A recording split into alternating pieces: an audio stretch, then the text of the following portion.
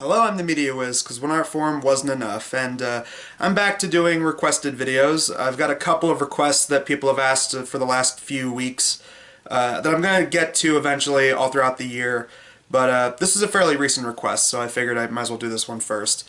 This is Austin Trench's request. He's a fellow content creator. I've collaborated with him before.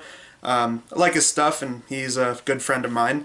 He asked if I would look at Ninja Assassin from 2009, and it's a neo-noir martial arts film, and it's directed by the same guy who he directed V for Vendetta, and he was the assistant director on the Matrix movies.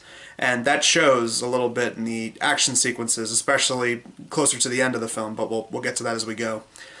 So the plot is very simple. You got the titular ninja assassin.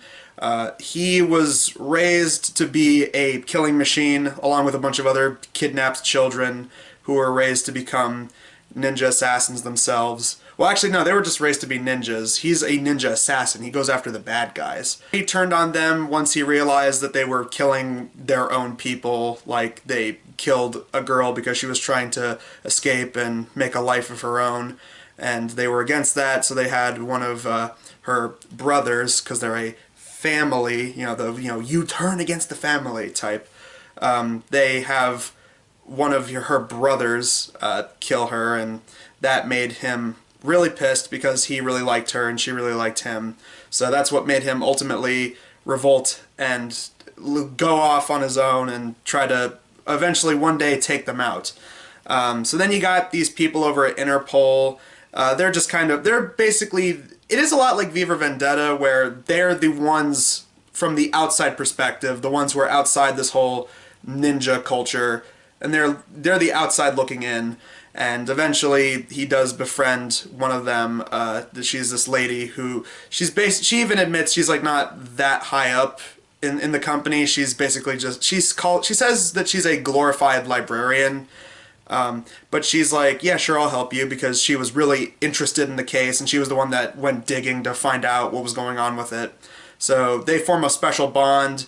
They see something in one another, and halfway through the movie, this is when all throughout the film, it is structured like a Tarantino movie with the constant jumping back and forth with the flashbacks, so that way you get the right amount of seeing the guy's childhood, and you also get the right amount of current day stuff to keep you on the edge of your seat going, okay, so where is this going? And some movies do a really bad job with that, but I actually thought that the way they handled the whole jumping back and forth from flashback to current day was actually pretty well portrayed in this. And all throughout, you got stuff of him training, and whether it be the modern day. And I guess we should talk about the action scenes. The action scenes, they're very well done. There are a few CG moments that are a little bit wonky, but I mean, considering this came out in 2009, where there was a lot worse examples of this kind of thing. I mean, this was the same year we got Street Fighter II, Legend of Chun-Li, and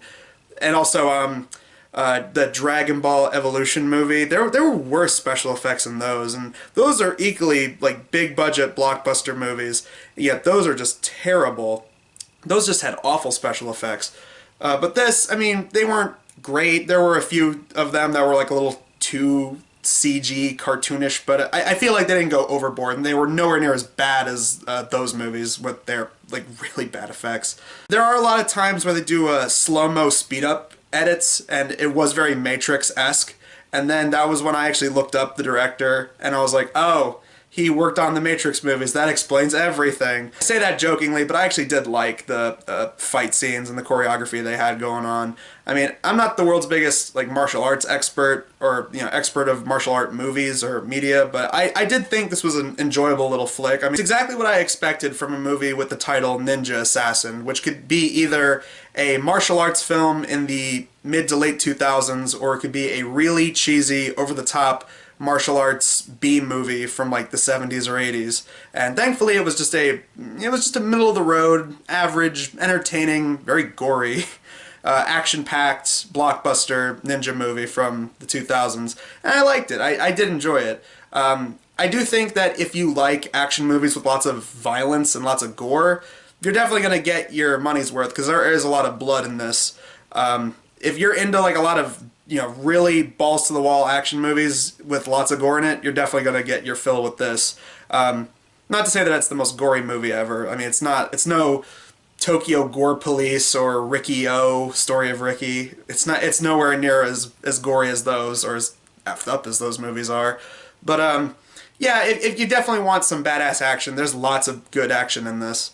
The story itself, I thought, was actually pretty well paced. I felt like the movie is an hour and a half long, and I felt like the movie ran its course.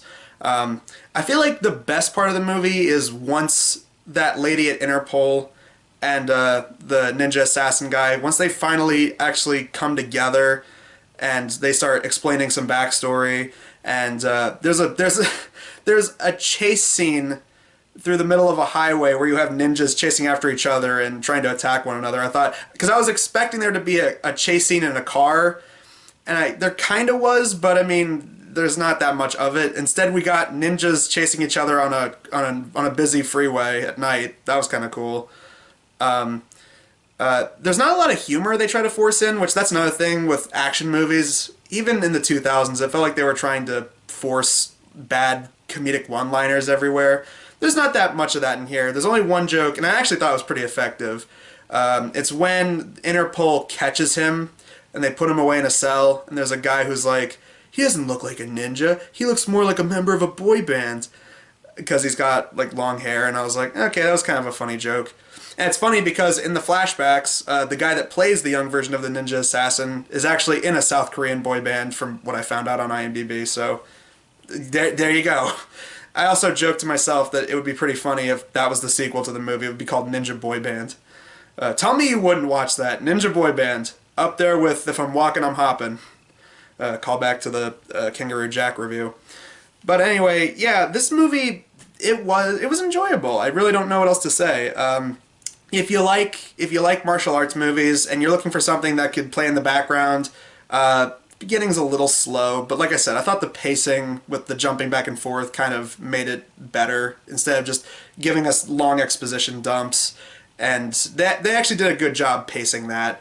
But yeah, I mean, the beginning is a little slow, even though the opening scene is pretty badass, where the ninja comes in and starts killing a bunch of gangsters in a tattoo parlor, and the old man running the tattoo parlor knows everything. That opening scene was pretty good. Overall, yeah, I thought this movie was entertaining. It's nothing great, but I had fun while watching this movie. And thank you, Austin, for requesting it. I'm glad that I watched it, and who knows, maybe someday I'll get my friends together, and we can all watch the movie together. And I think since we all generally like action movies, I feel like we could get some enjoyment out of this. Overall, yeah, Ninja Assassin, not a great movie, but definitely enjoyable, especially once you get to like the middle half of the movie forward, especially during the ending where the main character finally gets to one-up the villain, this guy who's kidnapped him and all these other kids and turned them into, droning ninja slaves, and he finally gets to do him in. There was an amazing sense of justice in that whole, that was definitely poetic justice at the end, to finally see, this character finally destroy the person who's ruined his entire life. I thought that whole part was great. But anyway, yeah, so overall, final thoughts. Ninja Assassin, not great, but if you're looking for an entertaining little martial arts movie from the 2000s, definitely give this one a watch, especially if you're into really, bloody action scenes in your martial arts. But anyway, yeah, not much to say. Look forward to the next episode. It's another requested one from another one of my fellow content creators. Critical Kid requested this. Next time we're going to be looking at Barney and the Backyard Gang.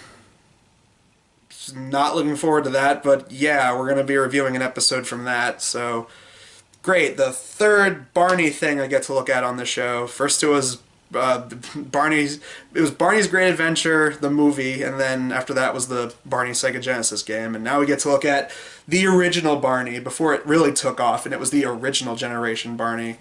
Fantastic. But anyway, until then, I'm the Media Wiz, because one art form wasn't enough, and I will see you guys then.